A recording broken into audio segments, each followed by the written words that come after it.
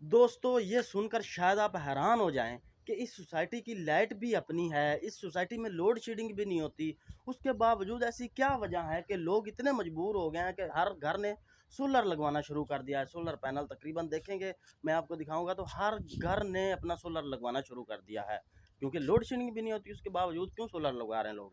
तो वजह ये है दोस्तों, मैं आपको आज वजह बताता हूँ कि जब हम किसी सोसाइटी में घर खरीदते हैं तो हमें वहाँ पे सहूलतें बताई जाती हैं कि जी यहाँ पे लोड शेडिंग नहीं होगी, यहाँ पे गैस भी है, सीवरेज भी है, पानी भी है, हर चीज़ है। हम सहूलतें देख के वहाँ पे घर तो खरीद लेते हैं, लेकिन बाद में हमें कुछ मुश्किलात का सामना भी करना पड़ता है। तो ऐसी एक मुश्किलात यहाँ पे भी है, मैं आपको बताता हूँ।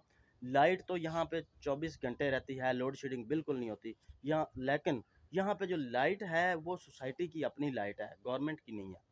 तो सोसाइटी जो बिल लेती है यहाँ पे, जो पर यूनिट चार्ज करती है, वो तकरीबन 150 रुपया चार्ज करती है, यानी अपनी मर्ज़ी का चार्ज करती है, गवर्नमेंट के हिसाब से नहीं चार्ज करती।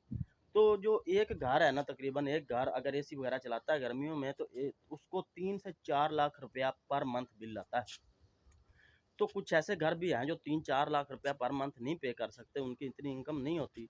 तो लोगों ने फिर क्या सोचा कि हम सोसाइटी की लाइट तो लेंगे ही नहीं, हम अपना सोलर पैनल लगवाएंगे और सोलर पैनल से हम अपना फ़ायदा उठाएंगे। तो इसलिए हर घर ने सोलर पैनल लगवाना शुरू कर दिया। अब सोलर पैनल से ये है कि सारा कुछ यहाँ पे नीचे चलता है, एसी वगैरह चलते हैं, फ्रिजें चलती हैं, हर चीज़ चलती है। और 2-3 हज़ार रुपया पर मंथ जो सोसाइटी का मेंटेनेंस का बिल होता है वो आता है। तो ये लोग मजबूर हो गए हैं, सोसाइटी की लाइट होने के बावजूद यहाँ पे लोगों ने सोलर पैनल लगवाना शुरू कर दिया। और तकरीबन ये हर घर में लग चुका है। ये पीछे आप देखें, यहाँ पे भी देखें, यहाँ पे भी देखें। तो दोस्तों